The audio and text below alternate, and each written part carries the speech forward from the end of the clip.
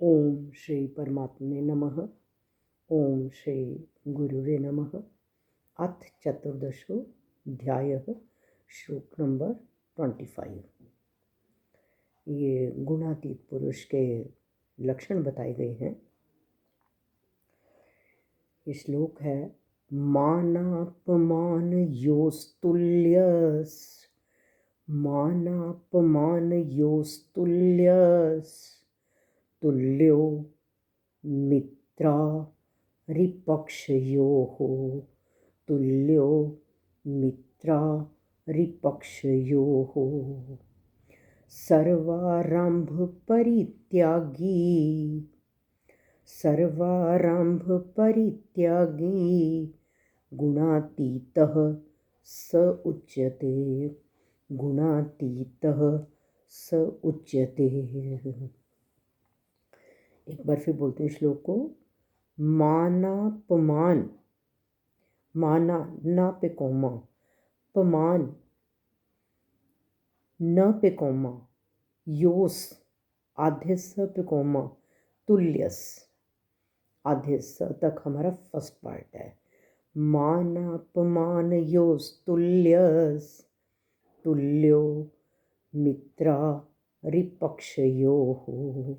ये जो शुरू में कहा गया है मान अपमान, मान और अपमान में तुल्य का मतलब जो समान है। जो मान और अपमान में सम रहता है। मित्रारिपक्षयोः, मित्र प्लस अरि, मित्र और अरि का मतलब शत्रु, मित्र और शत्रु में वो सम रहता है। तुल्यो, तुल्यो मित्रारिपक्षयोः, मित्र और शत्रु में, शत्रु के पक्ष में वो सम रहता है। सर्वारंभ परित्यागी, सब प्रकार के संपूर्ण कर्मों के आरंभ का जो त्यागी है वह गुणातीत कहा जाता है।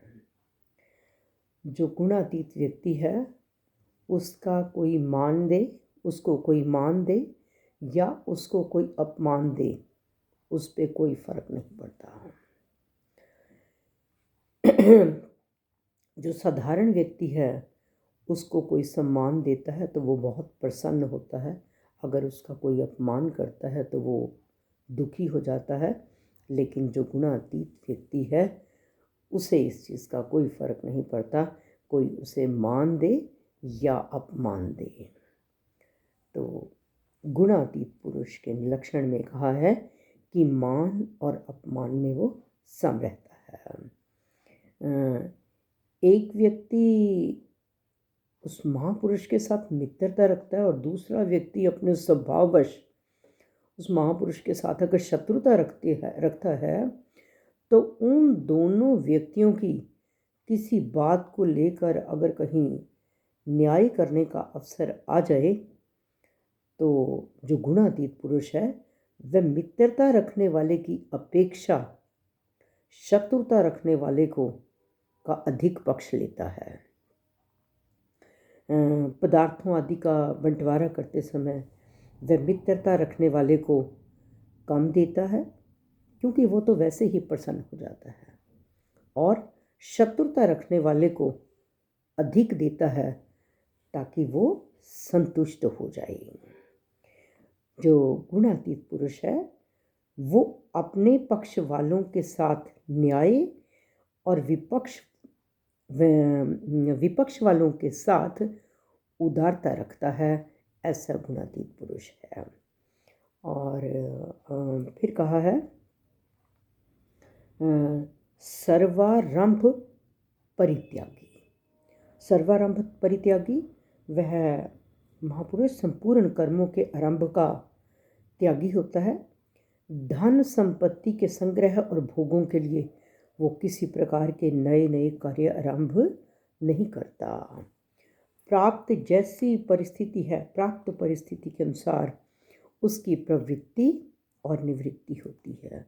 वो किसी काम में अगर प्रवृत्त होता है तो कामना ममता आसक्ति से रहित होकर प्रवृत्त होता है, और किसी काम से अगर निवृत्त होता है तो उसकी जो निवृत्ति है मान और बढ़ाई से रहित होती है।